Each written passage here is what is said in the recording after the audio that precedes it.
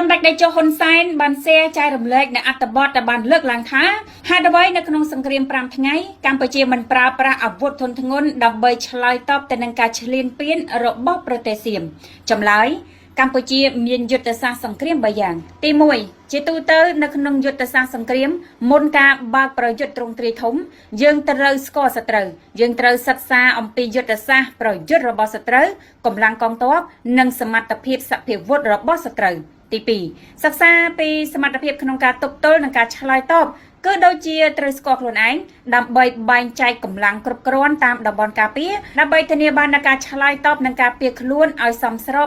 100% ទី3សិក្សាពីទំនាក់ទំនងយុទ្ធសាស្ត្រសង្គ្រាមរវាងសម្ព័ន្ធមិត្តរបស់សត្រូវដូចជាអាវុធជាច្រើនដែលសត្រូវប្រើប្រាស់គឺជារបស់អាមេរិកនិងលោកខាងលិចបើយើងប្រើប្រាស់ការឆ្លើយតបហួសដែនកំណត់ប្រកាសជាមានការប្រតិកម្មនិងការផ្គត់ផ្គង់អាវុធបន្ថែមដល់សត្រូវឧទាហរណ៍បើយើងប្រើប្រាស់សភាវុធកម្រិតខ្ពស់របស់ចិនបាញ់ទម្លាក់យន្តហោះ F-16 របស់អាមេរិកច្បាស់ណាស់ប្រកាសជាអាមេរិកមិនសុខចិត្តនោះទេអាមេរិកប្រកាសជាជួយផ្គត់ផ្គង់សភាវុធបន្ថែមឲ្យសៀមពេលនោះសង្គ្រាមនឹងកាន់តែធំហើយលោកប្រធានាធិបតីដូណាល់ត្រាំក៏មិនប្រកាសឲ្យមានបទជប់បាញ់ដែរបែរជាគាំទ្រសៀមឲ្យឈ្លានពានខ្មែរទៅវិញដូច្នេះការប្រើប្រាស់យុទ្ធសាស្ត្រប្រយុទ្ធគឺត្រូវមានការប្រុងប្រយ័ត្នត្រូវប្រើប្រាស់ការថ្កោលទោសជាមុនទើបមានការឆ្លើយតបតាមក្រោយតើសៀមអាចធ្វើសង្គ្រាមឈ្នះខ្មែរដែរឬទេចម្លើយសៀមមិនអាចធ្វើសង្គ្រាមឈ្នះខ្មែរទេប៉ុន្តែអាចធ្វើឲ្យខ្មែររងផលប៉ះពាល់ខូចខាតធ្ងន់ធ្ងរព្រោះហេតុផល4យ៉ាងទី1សភាវុធបច្ចុប្បន្នទំនើបកម្មសភាវុធខ្មែរឲ្យតែមានហេតុផលសមស្របសម្រាប់ការឆ្លើយតប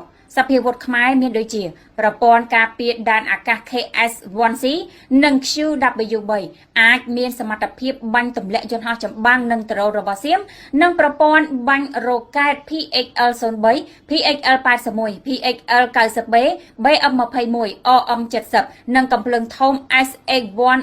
155 mm ជាដើមលក្ខណៈសុទ្ធតែមានសមត្ថភាពកំណត់ទីតាំងមូលដ្ឋានទ័ពការចល័តទ័ពផ្សេងៗរបស់សត្រូវនិងអាចកំទេចបានគ្រប់យ៉ាងទី2កម្លាំងកងទ័ពបច្ចុប្បន្នកងទ័ពរបស់សៀមមានចំនួនច្រើនជាងខ្មែរប៉ុន្តែបើគិតពីសមត្ថភាពកងទ័ពប្រយុទ្ធខ្សែត្រៀមនិងកងទ័ពកម្លាំងដូពិសេសរបស់ខ្មែរនៅតែខ្លាំងជាងសៀមហើយបច្ចុប្បន្នរាជរដ្ឋាភិបាលខ្មែរក៏កំពុងតែជ្រើសរើសកងទ័ពបន្ថែមទៀតផងដែរដូច្នេះអាចបញ្ជាក់បានថាការទប់ទល់តាមរយៈកងកម្លាំងទ័ពប្រយុទ្ធសៀមមិនមានប្រៀបលើខ្មែរនោះទេខ្ញុំសូមពន្យល់ត្រង់នេះបន្តិចការប្រយុទ្ធនៅក្នុងសមរភូមិមិនមែនយកកម្លាំងទ័ពរាប់ម៉ឺនទៅវាយគ្នាតទល់មុខនោះទេគឺយុទ្ធសាស្ត្រប្រយុទ្ធបែងចែកកម្លាំងការទប់ទល់ខ្សែត្រៀមប្រុងប្រៀបប្រយុទ្ធមានរបៀបយុទ្ធសាស្ត្រច្រើនណាស់ខុសពីបងប្អូនគិតថាឲ្យតែច្រើនគឺឈ្នះមិនមែនអញ្ចឹងនោះទេទី3បទពិសោធន៍និងភូមិសាស្ត្របងប្អូនខ្មែរក៏ប្រហែលជាបានដឹងច្បាស់ដែរអំពីបទពិសោធន៍របស់កងទ័ពខ្មែរនិងភូមិសាស្ត្រដែលខ្មែរឈរជើងស្គាល់ច្បាស់ព្រោះខ្មែរឆ្លងកាត់បទពិសោធន៍សង្គ្រាមជាង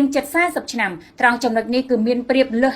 50% លើសៀមរួចស្រេចដូចជាប្រើប្រាស់អាវុធមិនស្គាល់ភូមិសាស្ត្រចល័តទ័ពមិនស្គាល់យុទ្ធសាស្ត្រនិងភូមិសាស្ត្រការដឹកជញ្ជូនកាត់ផ្ដាច់ផ្លូវស្បៀងជាដើមលក្ខណៈត្រង់ចំណុចនេះខ្ញុំសូមមិនបកស្រាយច្រើនទេបងប្អូនអាចសិក្សាបន្ថែមដោយខ្លួនឯងបានទី4រងផលខូចខាតនៅក្នុងសង្គ្រាមជាទូទៅនៅពេលដែលសត្រូវឈ្លានពានតែងតែរងផលខូចខាតធ្ងន់ធ្ងរច្រើនជាងដែលយើងការពារខ្លួនដូចជាស្លាប់កងទ័ពខូចខាតខ្វះអាវុធខ្វះស្បៀងបាត់បង់ទីតាំងបើមានការឆ្លើយតបឬវាយបកកម្រិតខ្ពស់ប្រកាសជារងគ្រោះធ្ងន់ធ្ងរបំផុតទើបខ្ញុំសន្និដ្ឋានថាទោះសៀមខ្លាំងប៉ុណ្ណាបើមានសង្គ្រាមទ្រង់ទ្រាយធំប្រយុទ្ធមិនអាចលើសពី3ខែឡើយដែលខុសពីខ្មែរនៅតែអាចកំដរបានរាប់ឆ្នាំនៅមានសំណួរបងប្អូនជាច្រើនទៀតដែលសួរមកខ្ញុំប៉ុន្តែខ្ញុំមិនទាន់បានបកស្រាយខ្ញុំសូមធ្វើការបកស្រាយពីសំណួរនេះសិនសូមបញ្ជាក់សារជាថ្មីម្ដងទៀតនៅក្នុងកលៈទេសៈនេះយើងទទួលយកបទជបាញ់ដើម្បីការពារសន្តិភាពយើងមិនអាចផ្ទុះអាវុធទេបើផ្ទុះអាវុធប្រកាសជាសហរដ្ឋអាមេរិកអន្តរជាតិថ្កោលទោសលើខ្មែរយើង